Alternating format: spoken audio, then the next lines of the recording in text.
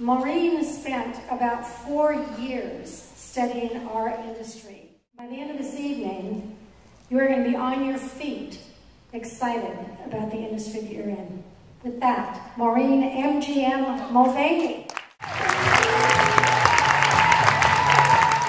Never before have we had more of an opportunity than we've got right now. Do you understand that in this economy, we've made more millionaires than we have had in virtual history? In this economy! And it's up to you. It's going to be up to you, and I'm going to show you exactly how to get there. What I know and what you're watching is in tough times, people wait. They wait for someone else to make the move. And this is what the normal people out there are doing. They're waiting for the government to rescue them. The people that want to change this world are not the ones that wait. We do not wait. We create. We do not wait. We create. You get this? What do we do? Shake your palm and say, we create. We create. We do not wait. We create.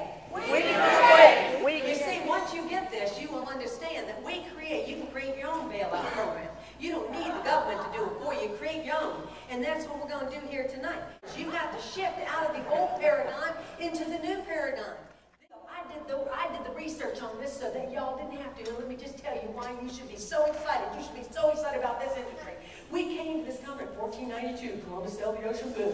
And so, how did we come here? We came here as entrepreneurs. There were no stores. We didn't have Kmart, Walmart, any of these things. It wasn't. We had to be the shoemaker, the candlestick maker, the bread maker. Hungry. Then we figured we did these little towns, and so they took their little stuff and they put it in a cart and they called them Yankee Peddlers. And they went from town to town selling their hardware, selling their drugs, selling all the things that they wanted to sell because it was the easiest way. But then you get to the 1800s and these peddlers, you see, for everything there's always resistance. Now in the 1700s it was a good thing. But in the 1800s, people had made settlements. And now they had these little dry goods shops. And the little shop owners didn't like the what? The peddlers. Because now the peddlers are taking business away from them. So little Mr. Henry Heinz, y'all know him from what? Ketchup. And so Mr. Henry Heinz wanted to get the vegetables that people couldn't buy anymore and make anymore and get them to the people that needed them. But the peddlers were being pushed out because they were resisting, so the towns were beginning to say, we don't want the peddlers anymore. And so Henry Heinz said, got a revolutionary idea. Because you see, you either wait or you what? Create. And he created. He said, what if we brought a whole bunch of these peddlers together, a band of peddlers, and they called them a new sales force. They'd never used that word before. And then along comes 1886, comes Azure Cadler, and he created what? He bought the pharmacist's Coca-Cola recipe, and he made a bigger sales force. But this guy in 1939, he comes up, David McCullough, he comes up with even more because he had a California perfume company. He came up with 10,000 ex-peddlers, and he made them into a sales force. This later morphed into a company I think y'all know. Avon. Yes, it did. And then we move forward to the 1900s, and Alfred C Fuller. My gosh, what a visionary. You see, he didn't wait, he created. And what he did was he said, my goodness, I've got a fantastic brush, and everybody in the world wants to use my brush, but I can't get it through the stores, they won't buy it. So what I'm going to do is I'm going to go door to door and show people how to use these. It was brilliant. They even made a movie out of it.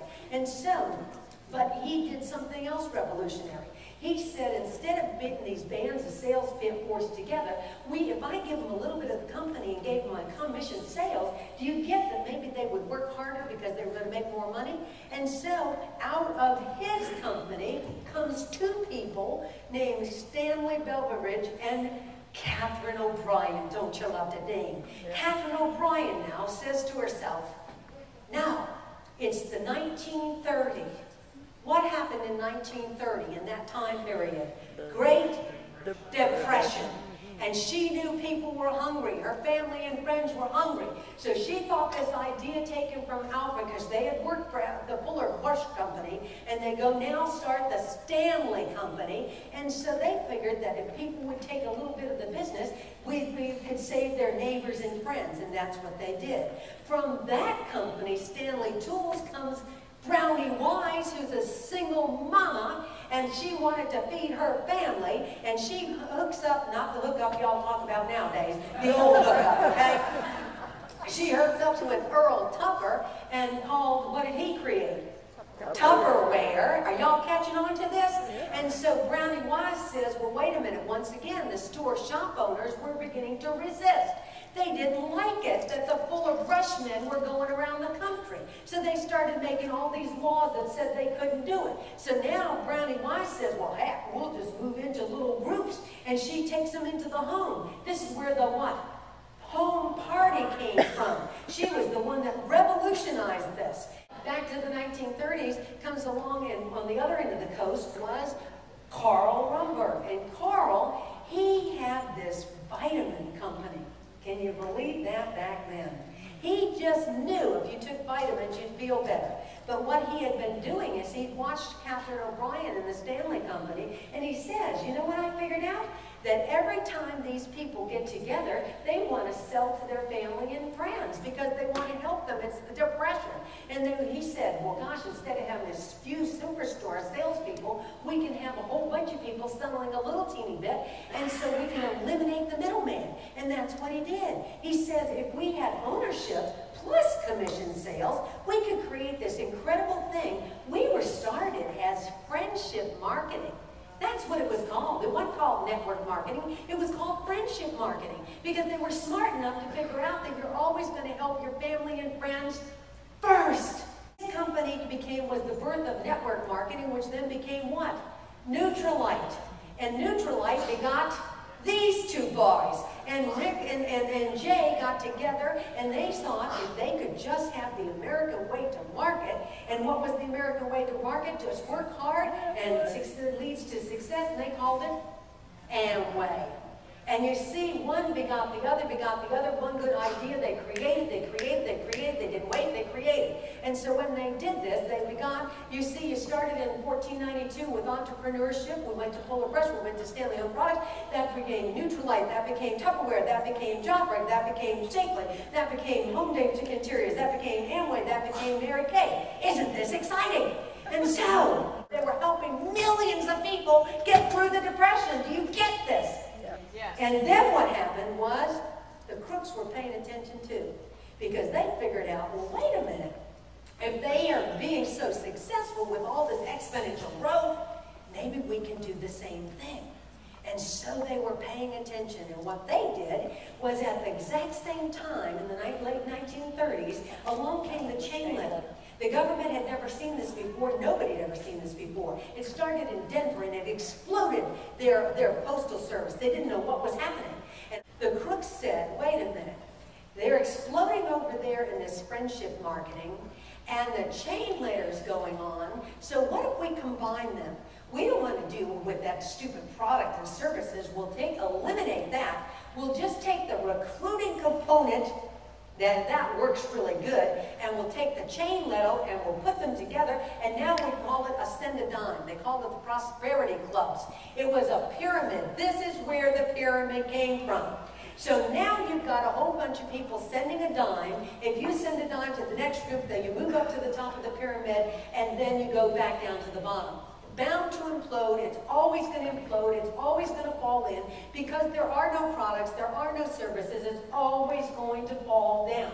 Now, why is this important for each and every one of you to understand this? Because you are getting this. I'm giving to you piece by piece. The government didn't have a clue. Not a clue. They were clueless. And so what was happening in the post office is exploding.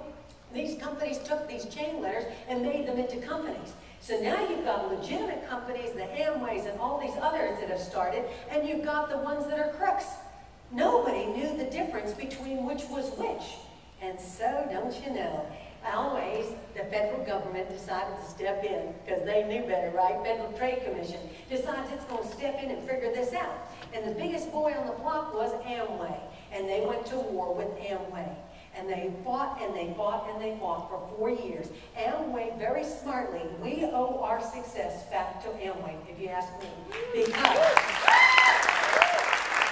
Amway didn't go over. It didn't say, well, you're right, we're not. They knew they were doing good things. They knew we were helping a lot of people. And so what they did, they fought back for 4 years. What was the end result of that battle with the FTC? Who won? Amway. But how many people really know that? Not many. Because this is what the Federal Trade Commission said. It is a legal and effective distribution system of legitimate products and services. They got that. But nobody else learned that. What did they think it was? They still thought it was a what? Pyramid. So anytime y'all hear this, it's a pyramid, listen to me carefully. It was the network marketing, the friendship marketing that absolutely saved family after family after family after family during the Great Depression. Period.